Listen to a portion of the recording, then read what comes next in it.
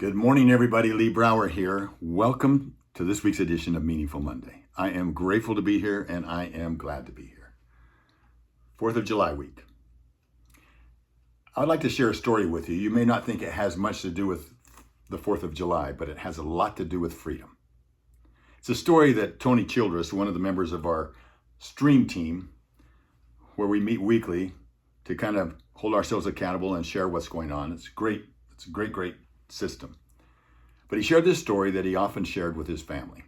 He talks about a farmer and his son who were taking a horse to market to sell the horse. And as they're walking along, somebody comes along and said, you have a horse. Why don't you ride it? So the father takes his son, puts him up on the horse, and off they go.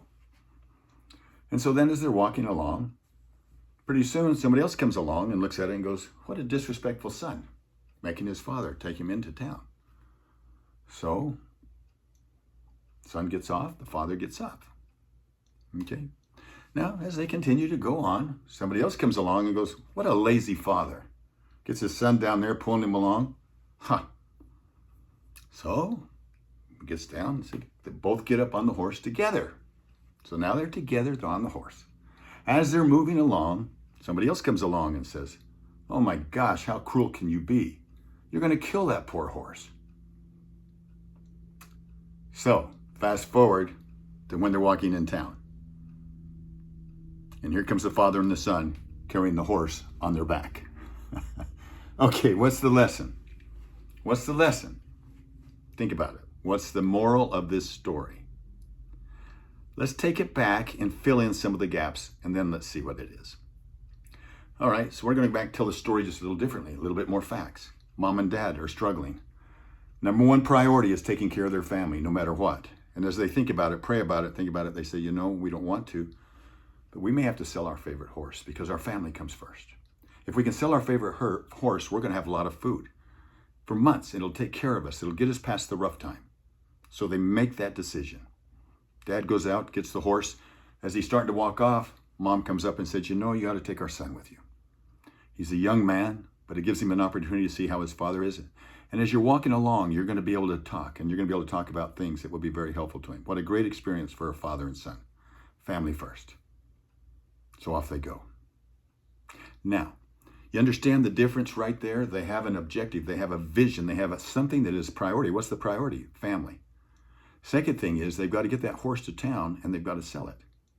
So if they start putting riders on it, the value of the horse is going to go down by the time it gets to town because it's going to be haggard, it's not going to be as strong, and maybe they just won't get as much money. So by having the principle first, that makes a big difference. Having the vision first, of knowing the family comes first, and the principles that support it. Covey said, it's easy to say no when you have a bigger yes burning inside. Stephen R. Covey said this. Okay.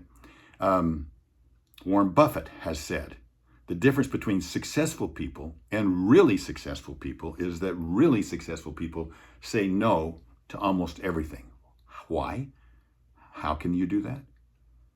Because they know that when they say yes to something, what are they saying? They ask, what are they saying no to? Vision-driven people with principles won't ever be carrying a donkey into town. Now, think about that in terms of your family. My challenge for each of us this next week.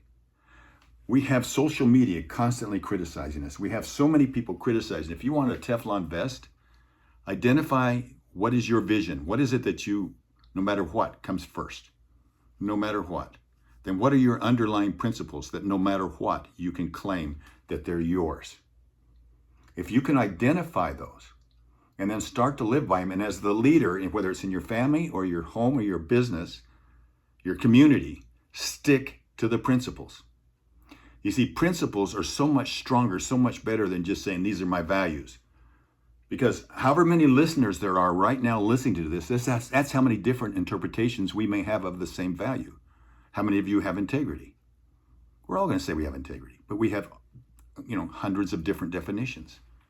But if we say that we always do the right thing, we're always in alignment with this, and we start to define what integrity is and capture stories that demonstrate what they are, we will become better choice makers. We will become better choice makers. Years ago in our family, we came up with the way we sat down and the kids were little. What does it mean to be a brower? We wanted to identify underlying principles and then capture the stories around them. Now, have we done a perfect job? No, but we've started. We keep working on it. We've done it over the years. It's helped us. It's been like something, a little iron rod that we can hang on to. We said brower power. Never underestimate the power of a brower. Browers are powerful. What does powerful stand for? Prayerful, obedient, worthy, eternal, reverent, forthright, understanding, loving. We have definitions and stories behind them.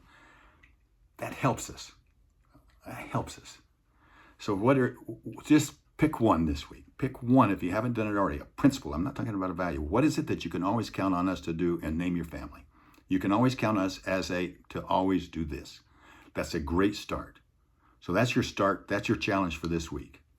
It'll give you freedom. You'll make better choices, and that's what freedom's all about. Have a meaningful week. Let's talk next week. Bye-bye.